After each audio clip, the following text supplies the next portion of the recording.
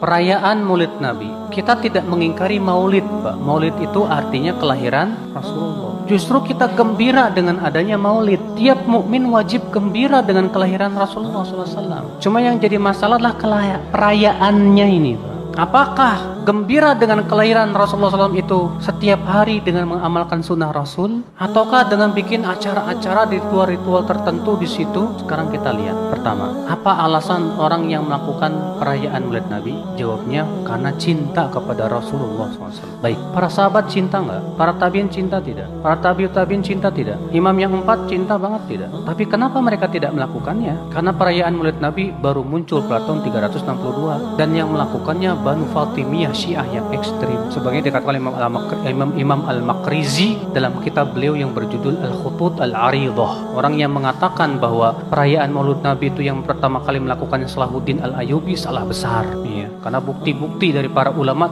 telah jelas menunjukkan bahwa itu baru muncul pada zaman Banu Fatimiyah Syiah yang ekstrim. Oke, taib. Apakah Nabi SAW menganjurkan umatnya untuk merayakan kelahirannya? Tidak. Apakah para sahabat, para tabi'in tidak lebih tahu tentang kebaikan masalah itu? Tidak. Apakah para tabi'in, para imam yang 4, Imam Syafi'i, Imam Ahmad, Imam Malik, Imam Abu Hanifah juga tidak paham masalah itu? Pak, ini permasalahannya. Kenapa mereka tidak lakukan? Padahal pertama, mereka mampu melakukan. Pendorongnya ada, yaitu cinta. Tapi kenapa mereka tidak lakukan, Pak? Adapun riwayat-riwayat yang disebutkan, siapa yang mengagungkan maulidku, maka ia dapat syafaatku, itu hadisnya palsu, Pak. Riwayat-riwayat semua itu palsu. Maka dari itulah, Pak, kalau saya memandang bahwa perayaan seperti ini, ya, termasuk bab khilafiyah, bukan ijtihadiyah. Saya memandangnya begitu. Khilafiyah, betul khilafiyahnya. Tapi ijtihadiyahnya, saya tidak memandang itu termasuk ijtihad yang diperbolehkan. Kenapa? Karena sama sekali ternyata sahabat, tabi'in, tabi'ut tabi'in, imam yang 4 pun tidak merayakannya sama sekali. Padahal mereka lebih semangat kepada kebaikan. Mereka lebih mencintai Rasulullah SAW. Taib, gimana kalau kita rayakan setiap hari? Dengan cara mengkaji sunnah-sunnah Rasul, menghidupkan dalam kehidupan sehari-hari. Apa itu tidak bisa disebut merayakan juga? Kalau makna merayakan itu artinya bergembira dengan kelahiran Rasulullah SAW. Mana yang lebih besar, Pak? Merayakan dengan cara kita gembira mengkaji sunnah-sunnah Rasul dan menghidupkan dalam kehidupan sehari-hari. Kita gembira melaksanakan perintah Rasul,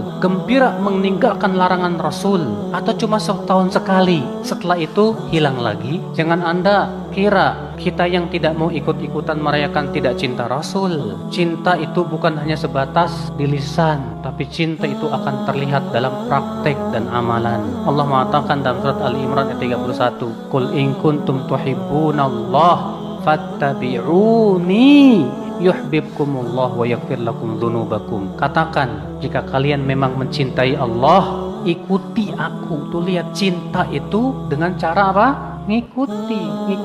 Ya. Dan kemarin, Pak, sudah kita bahas secara tuntas masalah bid'ah. Saya tidak ingin mengulangi di sini. Jadi tolong dirujuk aja ceramah saya di sini, di The Stranger ini, pembahasan saya tentang masalah bid'ah. Apa itu bid'ah? Apakah sesuatu yang Rasulullah tidak lakukan itu bid'ah? Itu ada perinciannya. Ternyata tidak setiap yang Rasulullah tidak lakukan itu disebut apa? Bid'ah. Ada perincian-perinciannya. Sudah saya sebutkan, sudah saya jelaskan. Jadi mohon antum rujuk aja ya kajian saya yang kemarin itu.